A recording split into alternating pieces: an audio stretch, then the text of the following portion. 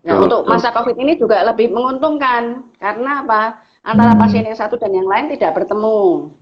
Ya, setelah itu antara jeda pasien kita bisa sterilisasi ruangan. Jadi lebih aman gitu loh dibanding kita di poliklinik kita nggak bisa saring orang. Orang masuk kita kan nggak mungkin saring. Tapi kalau satu persatu begini, jadi yang masuk itu lebih merasa tenang gitu loh. Nggak ketemu siapa-siapa, tempatnya dibersihkan, nah udah beres gitu. Oke. Dok, ada pengalaman menarik nggak dok selama berkarir menjadi dokter? Nah, banyak sih sebenarnya ya, cuman yang paling berkesan pada waktu itu saya belum lulus malah. Kita kalau belum lulus kan ada namanya koas ya di rumah sakit waktu itu. Kita jaga malam, terus kita menerima pasien-pasien baru dari yang datang malam itu. Nah, suatu saat ada anak kecil dari desa kurus sekali hitam, sekitar berusia 7 tahun ya. Dia datang dengan kondisi sangat kurus, ternyata dia diare berat. Diare berat, yang anehnya dia tuh suka bercerita, orangnya gerapiak gitu ya, suka ngomong gitu. Terus dia bilang, aku tuh sekolah kelas gini cerita, pokoknya secara sukacita. Terus saya janjiin, kamu nanti kalau sembuh tak beliin sepatu. Saya bilang, oh udah sukacita dia. Ternyata dengan digerojok kanan kiri infus ya, ternyata dia nggak tertolong. Waktu itu saya sangat sedih karena pada itu pertama kali saya melihat seorang anak pergi di hadapan saya. Tapi saya juga tidak kuasa apa-apa karena waktu itu kan sudah ada penanganan dari dokter, cuman saya mendampingi.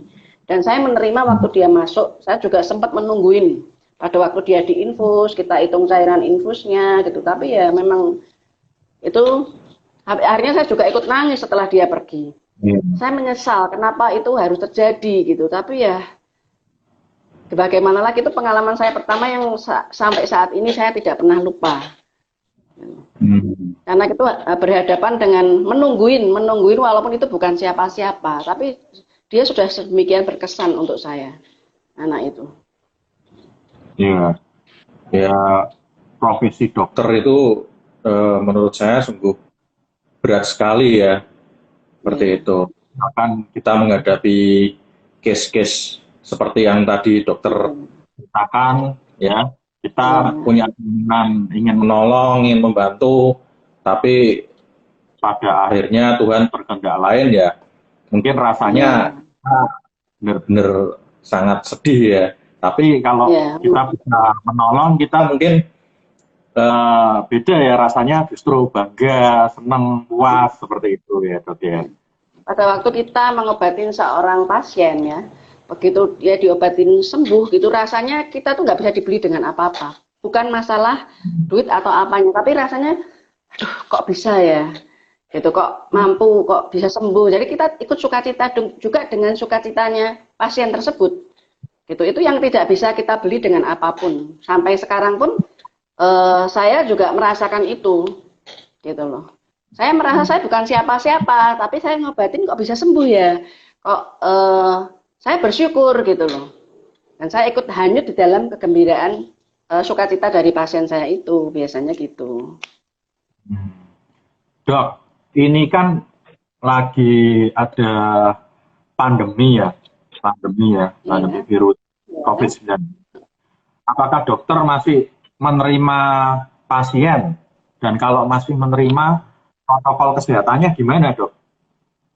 Ya tetap masih sih, karena kadang-kadang pasien kan juga kok dia sakit kesana kesini juga bingung dan pasien sekarang kan kasihan. Pada saat mereka mau berobat tuh kemana bingung. Mereka ke poliklinik juga bingung karena ketemu orang banyak mereka takut tertular. Ya, akhirnya yaitu salah satunya kita distancing juga, distancing waktu ya. Seperti yang saya ceritakan tadi, saya kasih jeda setengah jam sampai 1 jam. Jadi antara satu dengan pasiennya saya kasih janji dengan waktunya tidak bersamaan. Terus ikut protokol juga harus pakai masker. Mereka pakai masker, saya juga menggunakan masker. Bahkan saya kalau periksa pasien saya selalu pakai face shield. Ini demi Oh, keamanan supaya ya supaya tidak droplet itu tidak langsung gitu ya. Kalau iya. kita mungkin cuma duduk gini, tapi pada saat kita meriksa kan kita nggak bisa. Masa pasien lagi ngomong kita gini-gini ya, kita tutup pakai masker, kita dobelin gini, masker sama gini. Nah, itu ini demi kesehatan. Nah, setelah itu kita habis periksa langsung cuci tangan dulu.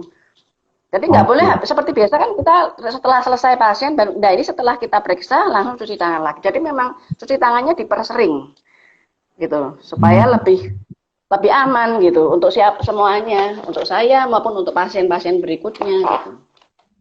Oke. Eh, ini apa namanya? Saya mau tanya dok. Ya, Dokter ini umum ya.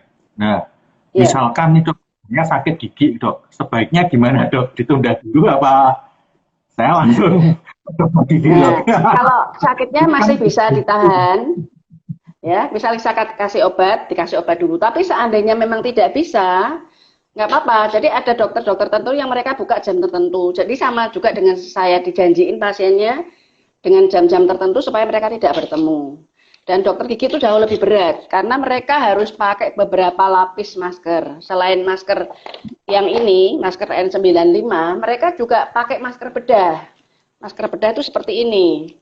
Jadi mereka berlapis-lapis. Ya kebenaran kan di klinik saya kan ada dokter giginya juga. Jadi di dalam dikasih ini, kemudian di tengahnya dikasih ini, di luarnya dikasih itu. Belum termasuk sarung tangan dan sebagainya. Karena memang untuk dokter gigi kan lebih berbahaya. Mereka kan membuka mulut. Padahal penularan untuk COVID ini lewat droplet. Jadi memang mereka sangat riskan untuk tertular penyakit ini. Gitu. Makanya berlapis-lapis. Gitu. Saya juga lihat kasihan juga ya dokter gigi sebenarnya. Tapi ya gimana lagi. Tapi tetap seandainya terpaksa nggak apa-apa. Seandainya memang harus ke dokter dan harus tindakan, tetap ada dokter yang menerima. Nanti kalau perlu nggak apa-apa tanya saya tahu siapa aja yang bisa menerima gitu. Tapi memang susah, agak susah sekarang cari dokter gitu. Oke. Nah, dokter ini masih berani ya, karena saya melihat teman-teman saya yang profesinya sebagai dokter justru mereka itu tidak berani praktek saat pandemi ini dok. Mungkin mereka takut tertular seperti itu. Ini dokter Liana masih berani mau apa namanya meluangkan waktunya untuk menolong membantu orang yang lagi sakit. Luar biasa sekali ya ini ya. Seperti itu. Ya, terima kasih. Nah ini saya punya cerita lagi dok. Dari itu cerita. Jadi saudaranya itu sakit radang empedu dok. Sakit radang empedu, lalu dia dibawa ke rumah sakit. Nah, saat itu sekalian dites COVID. Apa mungkin ini sebuah persyaratan atau tidak, saya nggak tahu. Begitu masuk rumah sakit, langsung tetap dites COVID, dites swab. Hasilnya negatif, dok. Hasilnya negatif. Lalu selang beberapa hari, orang tersebut sesak nafas. Nah, lalu dites ulang. Setelah dites ulang, positif. Nah, apa namanya? Berarti si orang tersebut ini terkena COVID, tertular pada saat di rumah sakit. Nah, menurut pendapat dokter gimana dok? Seperti pertanyaan saya tadi ya. Kalau saya sakit di posisi sekarang ini saya galau dok. Ya kan, mau ke rumah sakit atau tidak? Saya takut sekali gitu loh. Kalau ke rumah sakit takut ketular COVID. Tapi kalau nggak ke rumah sakit, ya takut juga. Waduh, aku sakit gitu seperti itu. Menurut Kalau pandangan dokter gimana? kepala pun saja. Ini memang ya, sebaiknya kalau tidak perlu hindari ke rumah sakit, kecuali sakitnya Pak cukup parah, ya. Nah, sebenarnya kalau cuma radang empedu sih sebenarnya dikasih antibiotik dosis tinggi juga masih bisa, ya. Kalau kecuali dia berulang-ulang yang harus butuh penanganan atau muntah hebat atau sesuatu yang memang tidak bisa ditunda. Tapi kalau sesuatu itu bisa ditunda, ya ditunda aja karena memang resiko penularan di sana kan juga tinggi. Ya, di rumah sakit itu resiko penularan tinggi walaupun mereka sudah jaga juga. Buktinya dokter-dokter, suster juga banyak yang kena. Gitu loh yang kerja di sana. Kan mereka juga sudah proteksi. Tapi nggak bisa apa-apa gitu loh. Walaupun mereka sediain ruangan tersendiri, bagaimana memang selama ini memang ya masih simpang siur ya. Sebenarnya penularannya itu bagaimana kok yang sudah terjaga pun masih bisa kena. Padahal mereka pakai pakaian berlapis-lapis seperti robot itu ya. Kadang 2-3 lapis padahal panas banget, tapi buktinya masih bisa kena. Nah, kalau anjuran kemarin sih saya kebetulan punya pasien stroke ringan ya. Memang biasanya sebelum pandemi ini, saya begitu ada pasien stroke ringan, saya suruh ke rumah sakit mereka. Karena di rumah sakit itu untuk stroke ringan itu golden periodnya kan cuma 6 jam. Jadi harapan saya begitu masuk rumah sakit diinfus langsung dia bagus ya. Nah, pasien ini nggak berani. Akhirnya ya mau nggak mau saya kasih obat juga. Nah, terpuji Tuhan sekarang dia udah baik sih. Dia bilang saya rumah sakit saya takut daripada di rumah sakit deh saya lebih lama dikit nggak apa-apa. Dia bilang itu kasih obat aja. Ya sampai sekarang perawatan dan sudah sembuh juga gitu loh. Ya memang kendala seperti pasien suntik KB kan juga begitu. Mereka misalnya hanya suntik KB kan. Tapi kalau mereka untuk datang ke rumah sakit, ke poliklinik, mereka ketemu orang banyak, sudah paranoid dulu. Ya kita nggak bisa mencegah mereka. Sedangkan kita tenaga medis aja kadang-kadang punya sikap seperti paranoid juga karena kita kan juga sama-sama takut ya. Yang kita takutin itu bukan karena kita kena sakit tapi karena penularannya ke orang-orang sekitar yang membahayakan. Itu yang terutama paling kita takutin gitu loh. Ya tapi ya berharap aja dan makanya ikuti protokol supaya apa? Supaya kita tidak sampai sakit. Tapi buktinya Bintang waktu COVID ini nggak berobat loh, berarti kan sehat, ya kan? Ya, sebelum COVID kan sudah suruh olahraga. Nah, sekarang olahraga terus sehat kan? Itu. Iya, justru sebelum COVID malah saya nggak pernah olahraga. Nah, justru karena olahraga makanya kebugaran meningkat, akhirnya sehat. Gitu. Oh iya. Makanya saya suka waktu lihat Bintang upload naik sepeda gitu, wah bagus ini. Cuman kok jauh-jauh gitu. Iya. Nah ini yang riskan ini kalau yang punya anak kecil dok. Ini saya kan anaknya Kecil kan umur 2 tahun ya dok ya. Itu kan masih ada beberapa tahap harus ikut vaksin ya kan. Ya sementara ini saya belum berani dok, saya tunda ini. Seperti sebenarnya itu. Nggak apa-apa, Vin. Jadi janjian sama dokternya, jadi misalnya seperti janjian dengan saya, nanti janjian sama dokternya jam berapa biar diatur. Tetap bisa dilakukan. Jadi mungkin tidak harus di ruang praktek, kan di ruang praktek dokternya kan ada kamar macam-macam, bisa mungkin kamar tamunya, bisa apa, dokternya kan juga punya anak kecil. Mereka bisa juga aturin supaya pasien itu nggak, kemarin keponakan saya juga gitu, mau vaksin saya, yang suruh vaksin saya bilang, mendingan kalau saat begini, cari dokter gitu, tapi yang bisa appointment. Jadi sesuai sama kebutuhanmu dan kebutuhannya dia. Masing-masing pada saat datang nggak ada ketemu orang lain, hanya keluargamu saja pada saat itu gitu. Jadi itu lebih safety. Dan dia pun pada waktu ketemu kamu otomatis dia juga steril. Gitu loh. Sebenarnya banyak keuntungannya ya kalau kita appointment. Kita bisa persiapan tempat, sterilisasi, semuanya bisa kita persiapkan. Gitu. Oke. Nanti kalau Bintang mau vaksin, hubungi saya aja, tak kasih channelnya. Oke, makasih. Ya, sama-sama. Dok, menurut dokter nih, kebanyakan pasien yang datang ke tempat dokter, sumber dari sakit itu kan banyak ya dok ya? Iya dok ya. Memang karena misalkan tertular virus, ataupun secara fisik jatuh, kecelakaan. Nah, bisa juga mungkin sakit karena timbul dari stres atau dari pikiran. Betul nggak dok? Seperti itu. Betul sekali, itu sangat betul. Nah, dari pengalamannya dokter dalam menerima pasien-pasien yang ada, itu perlakuannya gimana dok?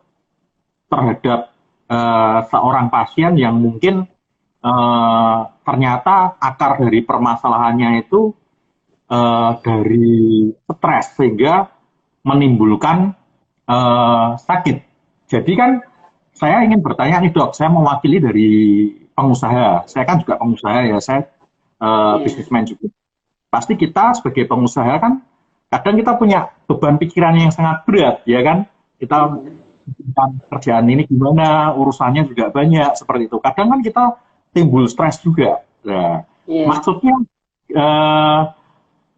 dokter punya tips nggak supaya apa namanya buat kita yang rata-rata pengusaha ini, bagaimana supaya kadang kalau kita stres ini tidak timbul menjadi sakit seperti itu, Dok?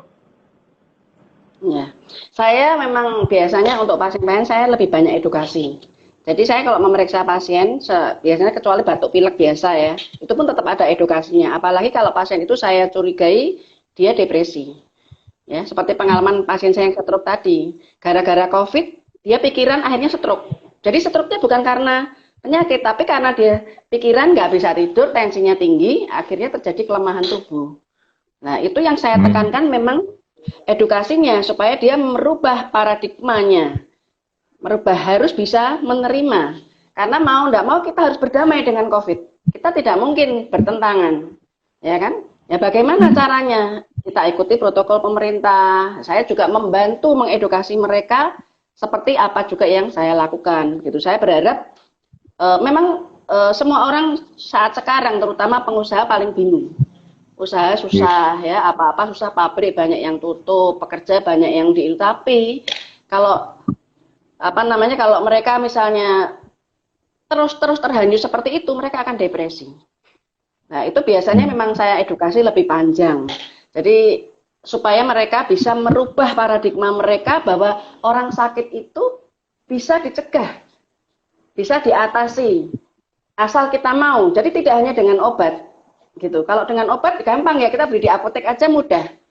Tapi kita harus tahu bagaimana supaya nggak timbul lagi, bagaimana supaya lebih cepat sembuh. Itu yang kita tekankan di situ, bukan hanya sekedar obat. Ini beberapa waktu yang lalu saya punya pasien depresi. Saya nggak ketemu orang ini cukup lama. Tiba-tiba dia datang tuh saya kaget, saya langsung ngomong, loh depresi, saya bilang gitu. Begitu saya ngomong gitu dia langsung nangis. Karena dia nggak nyangka, saya belum sempat cerita apa-apa nih. Ya, dia sudah beberapa kali telepon saya tapi nggak mengunjungi saya, hanya telepon ya, WA ya udah. Tapi kan nggak bisa komunikasi kan, kalau WA atau telepon kan kita nggak bisa. Satu, kita nggak ketemu, yang kedua ceritanya juga terbatas. Akhirnya dia datang, begitu datang belum sempat saya periksa, baru jalan masuk ruangan saya udah bilang, kamu depresi nih. Aku bilang, langsung dia nangis, langsung dia cerita semua apa yang terjadi. Ya saya bersyukur sih. Setelah itu dia cerita sama anaknya, sama menantunya semua. Terus besoknya mereka langsung, anaknya langsung telepon ke saya, akhirnya, ya puji Tuhan, baik. Karena sebelum itu 2-3 bulan dia nggak bisa tidur. Saya sempat kasih obat tidur juga. Akhirnya dia baik gitu loh. Sampai sekarang dia sudah normal ya, saya bersyukur sekali. Itu termasuknya tidak pakai obat. Obat itu yang diminum baru 1 atau 2.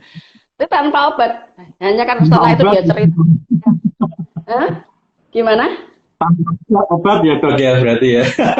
Tanpa obat. Saya bilang, saya sudah ke dokter A sekian kali, saya ke dokter B, nggak sembuh-sembuh, tambah parah, saya bilang gitu. Lah akhirnya dia datang ke klinik saya itu sudah mulai COVID loh, saya nggak buka. Saya bilang saya tuh nggak buka, memang hari ini waktu itu saya di rumah kan belum buka. Saya ke klinik pas ambil barang, dia langsung datang ke klinik, janji jam 11, jam setengah 11 sudah datang, saya baru buka pintu sudah di belakang. Ternyata orang ini depresi berat dan sangat kelihatan gitu loh. Nah, itu ya bersyukurnya di sini saya bisa membuktikan bahwa tanpa obat pun ternyata dia bisa sembuh. Nah, kekhawatiran dia macam-macam gitu. Makanya saran saya ya, terutama untuk pengusaha-pengusaha, pada saat bermasalah jangan segan-segan untuk bercerita kepada dokter Anda. Ya, dokter itu ya mungkin kalau di agama ya seperti hamba-hamba Tuhan gitu. Mereka juga memberi jalan keluar sebenarnya. Kalau saya sih banyaknya ke situ ya, karena saya kasih masukan nggak hanya sekedar kamu nggak boleh gini, tapi biasanya saya jelaskan duduk permasalahan, saya cari akar permasalahannya. Misalnya kamu pusing, saya nggak kasih obat pusing, tapi saya cari kenapa kamu pusing, kenapa tensimu naik, ada apa, itu saya kejarnya di situ, gitu. Dicari dulu ya penyebabnya ya, nggak langsung. Iya. Pusing, enggak ya, Dok ya. Iya. Kalau gitu nanti datang lagi, gitu kan kasihan juga, gitu loh, kan nggak sembuh gitu. Nah, jarang loh Dok, ada dokter yang mau terima apa namanya curhatan dari pasiennya. Nah, saya sih enggak ya. Kalau saya memang kebanyakan edukasi, tapi saya juga batasin seandainya banyak pasien di depan, seperti misalnya di poliklinik ya. Poliklinik banyak pasien kan saya nggak mungkin orang menunggu saya biarkan. Ya kan tetap Iya. otomatis dibatasi. Tapi kalau di rumah itu sebabnya kenapa saya kasih jeda waktu dan begitu waktu itu sudah untuk orang lain kita harus disiplin juga. Nggak bisa juga kita ngikutin pasien, kalau kita ngikutin ya nggak ada habisnya. Tapi kadang-kadang pasien kan hanya mau cerita-cerita, tapi dia nggak pernah mau mendengarkan nasihat kita. Nggak pernah melakukan, ya itu akhirnya mubazir. Tapi kalau dia mau mendengarkan dan ini, oh iya nanti coba step ini jalankan dulu. Nanti minggu depan kita ketemu lagi, misalnya atau 3 hari lagi, kalau memang belum enak ketemu lagi. Nanti kita akan bahas lagi masalah berikutnya. Apa yang perlu dilakukan, apakah perlu penambahan obat atau apa. Menurut saya, tidak semua pasien stres atau depresi harus minum obat tidur. Obat tidur hanya membantu saat itu. Tapi untuk long term-nya, tidak baik. Saya paling tidak suka memberi pasien obat tidur. Paling pelit saya ngasih, paling saya kasih 2, paling banyak 5. Jadi kalau mereka datang minta obat tidur, justru malah saya pelit. Karena apa? Saya nggak mau. Terus saya nggak mau bahwa pasien saya itu rusak gara-gara obat tidur. Gitu loh. Karena itu kan memang memperbaiki sementara, tapi untuk organ tubuhnya kan nggak bisa. Yang kita harapkan orang berobat ya sehat dan seterusnya, ya kan? Tapi buat saya Ya. kalau obat tidur yang sehat dan seterusnya, sehat dan ke bawah, sehat saat itu nyaman, tapi kan turun dia, gitu. Dok, menurut dokter ini vaksin dari COVID-19 ini akan ada kapan nih dok, kira-kira dok? Ini katanya sudah masuk ke Bandung, tapi lagi dicoba. Ya saya berharap sih mungkin lebih cepat ya. Kita pun juga semua sama-sama berharap. Cuma jangan terlalu berharap, nanti kita akan kecewa. Nggak usah terlalu berharap. Ya yang penting kita jaga semuanya. Kalau tidak perlu, tidak usah keluar rumah. Keluar rumah hanya untuk keperluan tertentu. Nggak usah lagi seperti dulu nge-mall, makan-makan, kongkong, nggak usah. Kalau kita memang perlu seperti bintang, sepedaan, oke. Tapi tetap taati protokol. Gitu. Jadi seminimal mungkin kita hindari supaya kita tidak tertular. Tapi jangan kita terlalu berharap vaksin. Jadi ini seperti orang jatuh cinta, berharap sama pacarnya nggak datang-datang, lama-lama stres juga. Hanya stres daya tahan menurun malah kena gitu. Iya, iya, betul, betul. Nah, menarik ini dok.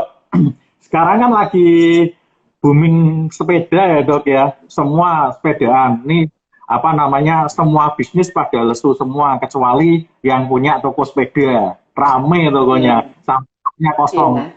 Semua kosong terus, seperti itu. Nah, ini saya lihat di media sosial, di media cetak juga banyak diberitakan.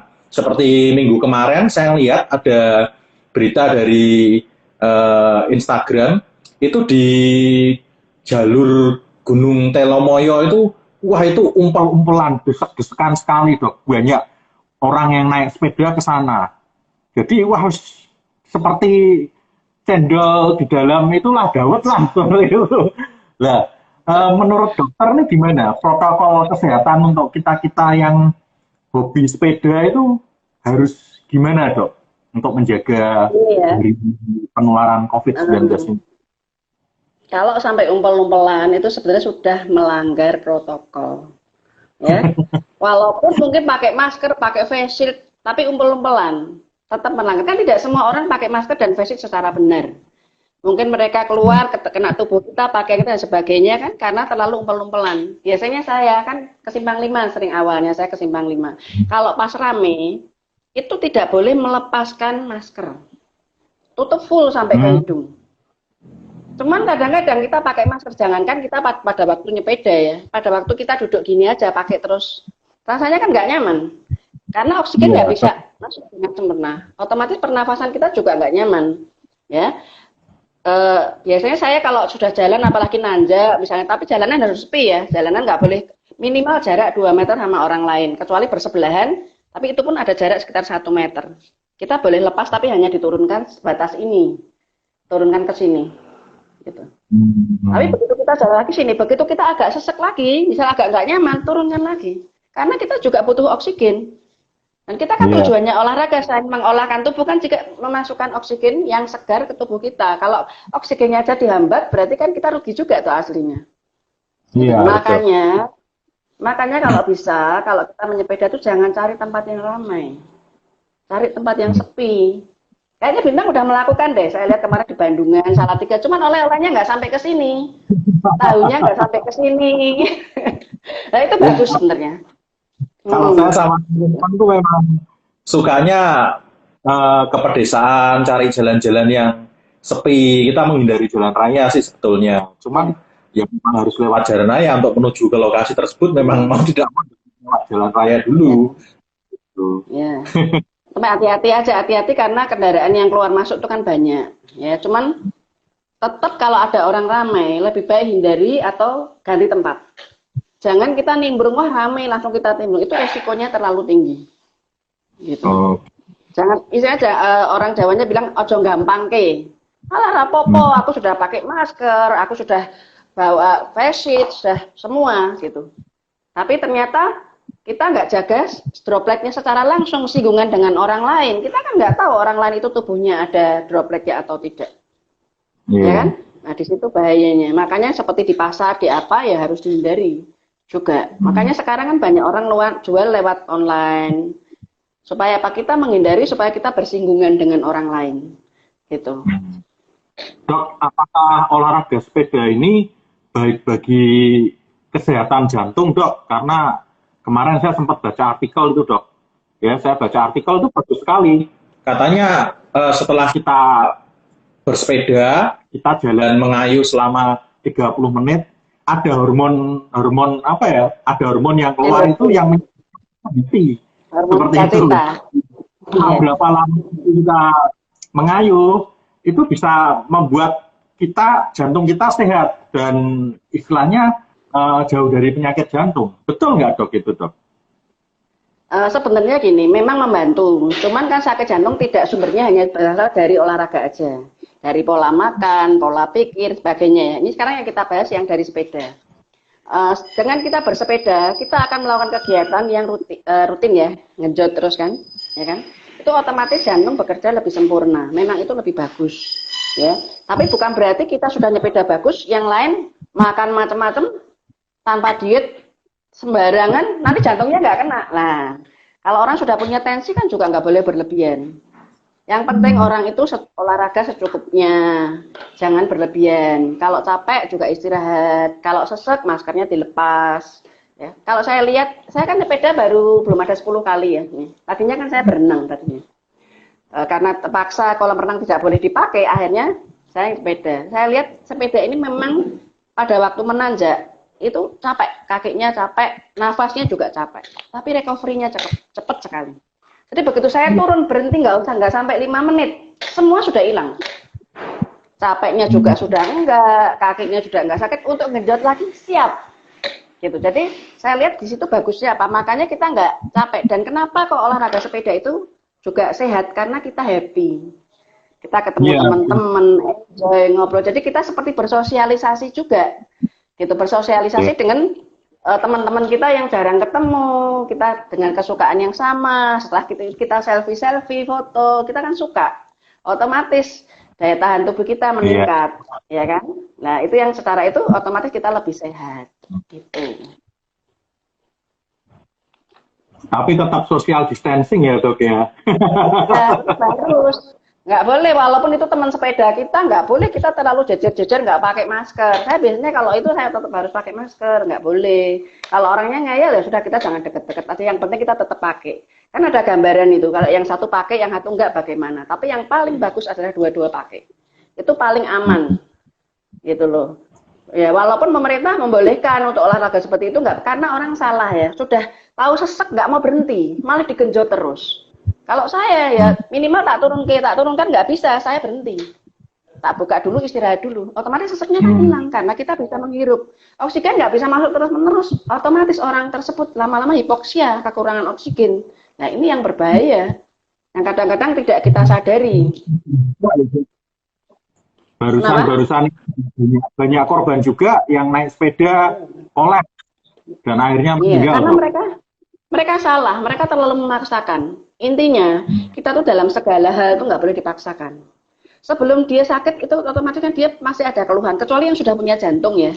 Yang sudah punya jantung atau stroke ya, biasanya stroke hemoragik atau jantung, mereka kan mendadak memang. Tapi kalau kita sudah merasa misalnya, wah aduh kok sesek ya, terus dijalanin terus ya, itu kan namanya cari penyakit. Gitu, harusnya kita berhenti, lakukan tindakan pencegahan apa misalnya. Misalnya bilang sama temennya, aku kok sesek ya, gitu. Jadi supaya oksigen, seperti kita aja, misalnya sesek dibawa ke rumah sakit, dikasih oksigen kan enak. Nah ini kita sudah dapat dari Tuhan oksigennya. Begitu kita hirup kalau pagi itu seger, kan langsung sehat gitu loh, langsung nyaman rasanya. Beda loh, sepedaan pagi sama sore beda. Karena sore lebih banyak polusi, udaranya kotor, kalau pagi lebih seger, dan itu yang lebih sehat. Oke. Nah, selama kita menunggu vaksin ini, yang nggak tahu adanya itu kapan? Ya, kita kan mau tidak mau harus beradaptasi dengan COVID-19 ini. Nah, menurut dokter, apa yang harus kita lakukan? Ya kan? Kan ada orang yang saking paranoidnya, dia mungkin bisnis juga, udahlah, bisnis saya tutup, saya juga di rumah terus, saya nggak beraktivitas sama sekali. Nah, ada yang sampai seperti itu, saking takutnya. Tapi ada yang lain juga, waduh kalau saya nggak gerak, saya nggak usaha, saya nggak kerja, saya mau makan apa, ya kan? Saya masih banyak punya tanggungan, apalagi yang nggak punya tabungan. Nah, ini kan masalah tiap orang kan beda-beda dok, seperti itu. Tapi obat vaksinnya ini kan juga belum ada. Nah, selama kita menunggu vaksin ini, new normal ini, yang harus kita lakukan itu seperti apa dok, untuk protokol kesehatannya? Kita punya lifestyle yang baru, ya. Yang pertama, biasakan mencuci tangan menggunakan sabun dan air yang mengalir atau hand sanitizer. Jadi itu tuh sudah kebutuhan. Terus selalu bawa masker di mana-mana, di dalam tas, di dalam mobil selalu sediakan, jangan sampai tertinggal. Terus patuhi etika batuk dan bersin. Misalnya nih, walaupun nggak sakit ya, saya mau batuk, ya usahakan toleh ke belakang, kalau perlu ditutup, kalau perlu minggir. Jangan sampai kita batuk tuh ngadep orangnya, itu sangat-sangat tidak etis. Walaupun kita nggak kena, ya kan? Kalau nggak gitu aja sudah paranoid gitu ya. Terus gizi seimbang juga kita perlu. Kita makan cukup bergizi, tapi jangan berlebihan. Karena kurang gerak berlebihan nanti kolesterolnya yang naik. Nah terus yang juga dilakukan adalah olahraga. Olahraga itu sangat penting dalam hal ini. Ya, selain dia menambah hormon endorfin dan sukacita, juga memperbaiki seluruh organ tubuh kita, ya, biar kita lebih bugar. Buktinya Bintang kan sudah merasakan setelah COVID istirahat olahraga rutin seger nggak? Nah, cuman itu perlu ditambah tuh. Nah, kalau kita berolahraga cukup, otomatis kan kita capek. Kita tidur juga nyenyak. Istirahat cukup juga diperlukan. Kalau kita nggak capek, ya kita mau tidur gelebak-gelebak, tubuhnya kurang capek. Tapi kalau kita capek, otomatis kita istirahat, enak, tidur sangat nyenyak. Nah, itu juga membantu sekali supaya daya tahan begitu kita bangun fresh. Ya. Terus juga jangan banyak makan daging yang tidak dimasak. Misalnya anak-anak sekarang itu kan sukanya masakan Jepang, steak yang mentah-mentah itu juga tidak bagus. Ya, tidak boleh. All you can eat barbecue lagi populer. Ya. Nah, harusnya agak matang, jangan mentah gitu loh, ya. Karena itu juga tidak bagus. Kemudian kalau kita misalnya ada batuk, pilek, apalagi disertai sesak, itu harus langsung konsultasi ke dokter. Kalau dokternya nggak mau ketemu, online nggak apa-apa.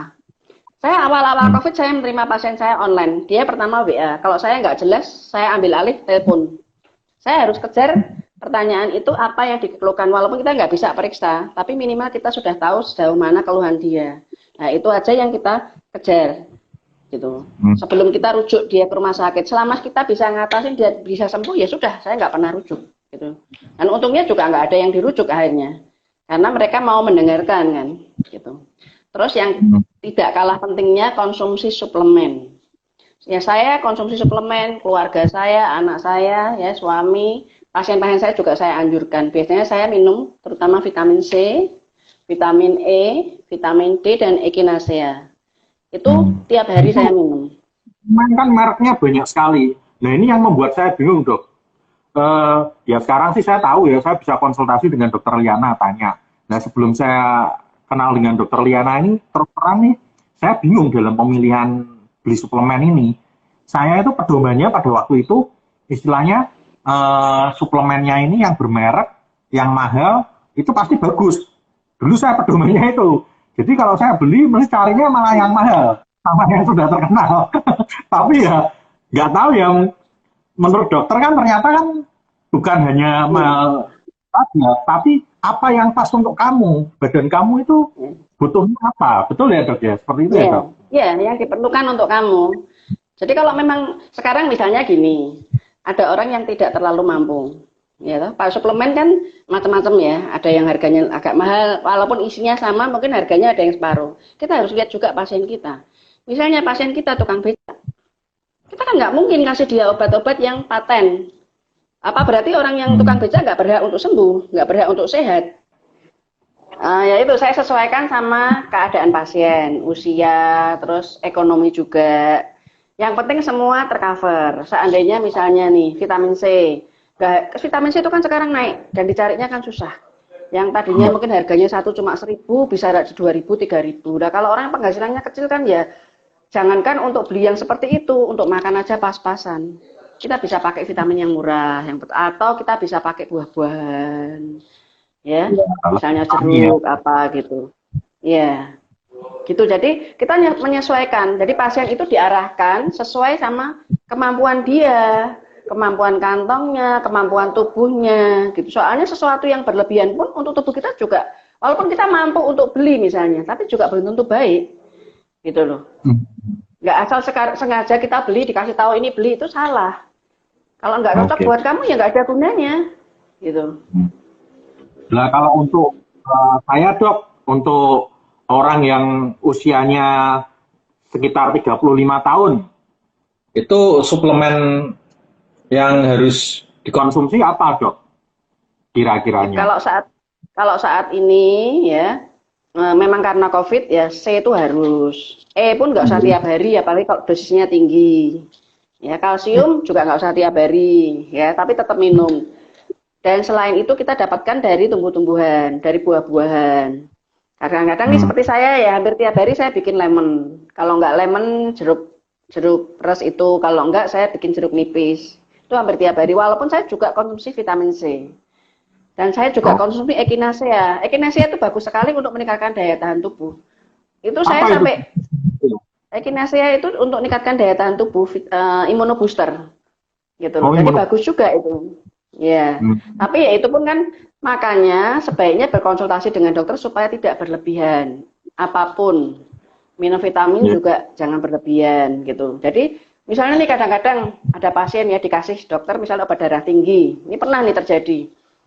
Suatu saat seorang pria ngantarkan istrinya berobat ke tempat saya. Dia cerita, dok saya itu sakit darah tinggi sudah 10 tahun yang lalu, tapi saya nggak pernah kontrol. Nggak kontrol terus gimana? Saya dikasih obat sama dokternya, saya cocok. Dan saya nggak pernah ada keluhan. Nah, terus nggak kontrol, tapi saya minum obat tiap bulan. Saya belikan terus, tapi saya nggak pernah kontrol. Nah, terus karena dia nganter, dia minta, dok coba sekarang saya dikontrol. Saya kontrol 200, bawahnya 120. Besoknya langsung stroke dia. Karena dia nggak nyangka gitu loh. Kan memang penyakit itu kadang-kadang dia bisa adaptasi. Adaptasi dalam artian mungkin pada saat pertama kita sakit kita alami keluhan, tapi pada saat berikutnya keluhan itu akan beradaptasi juga. Mungkin kadang-kadang tinggi banget kita nggak merasakan. Nah itu yang berbahaya. Gitu. Makanya anjuran dokter untuk kontrol itu jangan diabaikan. Saya biasanya gini ya, kalau memang dia batuk pilek misalnya, saya dianggap dia nggak perlu kontrol ya sudah. Tapi kalau belum sembuh kamu kontrol. Tapi ada penyakit-penyakit tertentu yang diharuskan kontrol, terutama metabolic syndrome, seperti kencing manis, darah tinggi, kolesterol. Kalau kita minum sendiri tidak ada yang memantau, istilahnya jalan tuh kesasar-sasar gitu loh. Tapi kalau kita pantau ya, misalnya ini hasilmu segini, kamu harusnya gini, nanti begini kan itu kan ada ceritanya semua. Nggak hanya sekedar minum, dan minum, kata orang minum ini bagus, minum ini. Kadang-kadang kalau pasien tanya, aku minum obat ini bagus gak ya vitamin? Itu obatnya bagus, cuma cocok buat kamu apa enggak aku juga nggak tahu. Selama aku nggak kenal sama kamu kan saya nggak bisa ngomong, gitu loh. Misalnya nih, Bintang suatu saat kolesterolnya tinggi berobat sama saya obatin dengan obat tertentu, walaupun yang mahal, walaupun yang paling bagus karena saya tahu bisa beli misalnya. Tapi 1 bulan tetap harus saya cek. Pada saat saya cek, misalnya sudah turun, nah itu nanti saya akan melakukan tindakan lain. Apakah Bintang saya suruh merubah lifestyle atau apa, saya nggak tahu. Tergantung pada saat pemeriksaan berikutnya itu apa yang saya temukan. gitu loh. Biasanya saya 1 bulan, terus 3 bulan, setengah tahun, 1 tahun. Kalau orang sudah ada umur 40 tahun ke atas, itu biasanya sama perusahaan memang dianjurin setiap tahun general check up. Tapi kalau sudah 60 ke atas, setahun 2 kali. Itu terutama yang penting-penting supaya kita tuh nggak kecolongan. Karena kadang-kadang kalau kita sudah tua, ya sudah adaptasi dengan penyakit itu, kadang-kadang kita nggak ada keluhan. Makanya itu terjadi sering orang tiba-tiba stroke, tiba-tiba apa, karena apa? Mereka nggak ada keluhan sama sekali. Gitu. Itu yang berbahaya. Gitu. Tahu-tahu sudah ke jantung, sudah kemana-mana gitu. Iya, ini saya aja sudah lama nggak cek ini dok. Saya juga takut nih dok kalau cek ke lab. Nggak apa-apa, nanti labnya aja biar datang ke rumah. Kapan bintang nanti calling saya aja, nanti saya atur supaya kemarin beberapa pasien saya juga begitu, ibu rumah tangga, ya aku bilang labnya aja datang ke rumah, nanti kita atur nggak apa-apa. Jadi lab sekarang tuh lebih mereka tahu kan ketakutan pasien untuk ketemu orang lain, seperti kursi segala dikasih jarak, tengah nggak boleh. Jadi di situ kita harus menghargai pendapat mereka dan laboratorium sekarang juga lebih memberikan pelayanan yang lebih untuk pasien. Gitu. Nanti misalnya cek tujuannya supaya apa? Nih misalnya nih, sekarang bintang sudah rajin olahraga sesuai sama anjuran saya dulu ya kan. Otomatis kan kemungkinan bintang sudah nggak perlu macam-macam lagi kecuali suplemen-suplemen yang ada. Kan bisa juga. Misalnya kecuali pas pesta, ada makan-makan enak, banyak makan tar, seperti kemarin ulang tahun banyak tar, itu apa yang harus dicek, apa yang harus dipantau, itu kan itu juga perlu. Gitu. Nah, tapi kalau nggak ketemu ya kita nggak ngerti, cuman nanya-nanya aja ya kita nggak ngerti, tapi kalau ketemu biasanya kita anjurin, bisa kita cegah. Ini kemarin saya punya pasien umur 38, orangnya sehat, seger, olahragawan tiap hari. Dia tuh bingung, dok saya tuh bingung, saya tuh bukan orang yang suka makan saya wajar, tapi kolesterol saya tinggi. Akhirnya saya telusuri, ada satu makanan yang dia sering makan tiap hari, dan dia tidak sadar bahwa itu yang menyebabkan kolesterolnya tinggi. Nah itu biasanya memang harus pribadi lepas pribadi, nggak bisa kita pukul rata pada semua orang. Gitu. Semua orang tuh tetap berbeda, ada yang satu kurang, yang satu lebih. Kayaknya orang ini sehat, kayaknya pusing, ternyata HB-nya rendah. Padahal orangnya secara umum sehat sekali, nggak kelihatan apa-apa. Cuman dia kadang-kadang pusing. Ternyata semua nggak apa-apa, HB-nya rendah. Sampai 7, 8, otomatis kan setengah mati. Itu didiemin lama-lama jantungnya kena. Tapi kalau kita sudah tangani, coba kamu rubah lifestyle-mu, mungkin kamu kurang gerak, mungkin kamu kurang bayam, fit, atau apa, kita anjurin juga selain kita dari obat-obatan. Jadi perubahan lifestyle itu perlu kadang-kadang. Gimana? Omega 3 itu juga ya dok ya? Omega 3. Bagus sih, cuman dia kalau saya pakai kebanyakan untuk membantu menurunkan untuk metabolic syndrome ya. Selain itu dia juga antiinflamasi untuk mengecerkan darah juga. Cuman memang kita tidak bisa hanya omega 3 pada saat tertentu, kita juga butuh tambahan untuk pencair darah yang lebih bagus. Tergantung kasusnya, kalau orangnya masih muda dan tidak apa-apa, oke lah omega 3 itu nggak apa-apa. Tapi pada saat dia membutuhkan tambahan, nah itu kita tetap kasih. Sampai sejauh apa ya, sampai dia sudah merasa sudah bagus hasilnya, kita hentikan. Hentikan mungkin 2-3 bulan kita pantau lagi, begitu dia tinggi lagi, ya kita rubah lagi. Gitu. Karena memang dengan bertambahnya usia, otomatis semua darah akan lebih kental. Misalnya seperti air kita di gelas ya. Didiamkan 1 minggu sudah berubah, walaupun nggak diisi apa-apa. Dari air yang terbuka ya, beda, tetap beda sama air yang tertutup gitu. Karena itu harus disegel rapat. Misalnya aqua tertutup sama terbuka, nanti dijejerin 2, nanti dalam waktu seminggu 2 minggu coba dilihat beda nggak, pasti berbeda. Nah darah kita juga sama, apalagi dengan bertambahnya usia, kita nggak ada gerak, nggak ada apa, otomatis kita akan kental ya, orang bilang darah kental gitu. Cuman kadang-kadang orang kan, wah aku minum ini aja, si A cocok sama ini, si B cocok sama ini. Nah itu nggak boleh. Gitu. Oke. Pernah pengalaman dari temannya Michael, mamahnya temannya Michael. Papanya tuh meninggal masih muda, umur 50. Sakit apa toh? Ketemu saya, sakit kencing manis. Nah, terus minum apa? Dia sebutkan 1 brand obat. Terus saya bilang, yang kasih dokter siapa? Dia bilang, suami saya tuh enggak pernah ke dokter. Mamahnya sakit kencing manis. Dia minum obat mamahnya. Terus nggak pernah cek.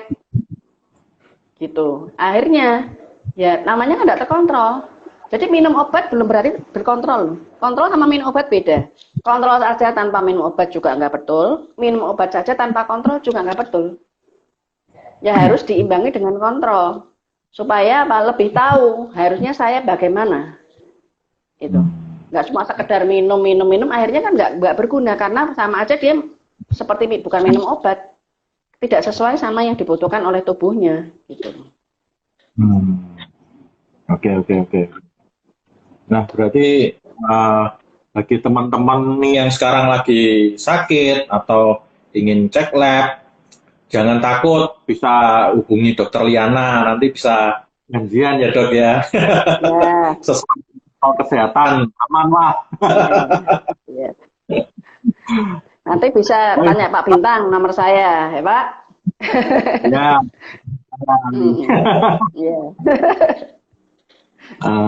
Dok, terakhir nih dok, saya mau tanya. Kondisi kan lagi susah seperti ini, ya. Banyak dokter-dokter juga yang sudah berguguran, ya. Korban jiwa dari COVID juga semakin bertambah, yang positif juga semakin bertambah.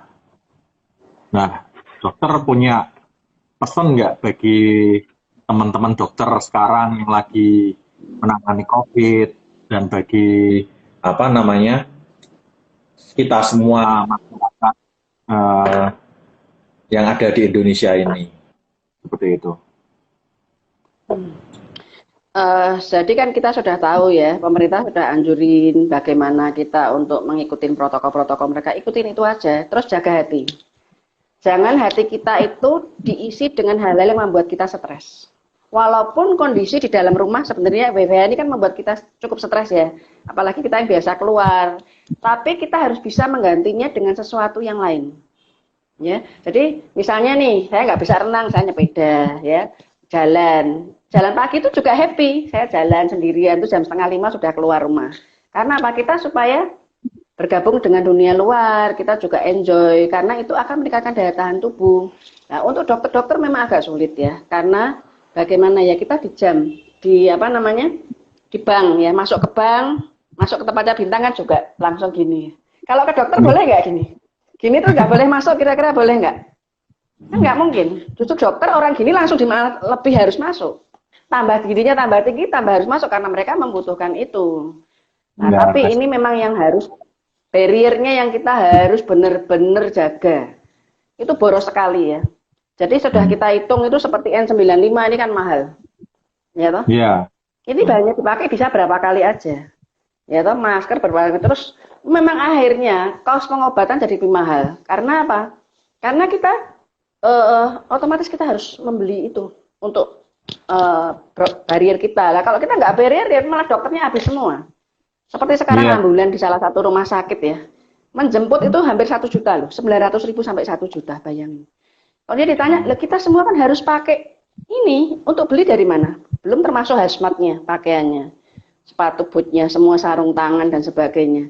Itu kan setiap kita pakai kan 1 hari, kadang berapa jam buang untuk menghindari penularan. Nah itu otomatis kan boros, gitulah.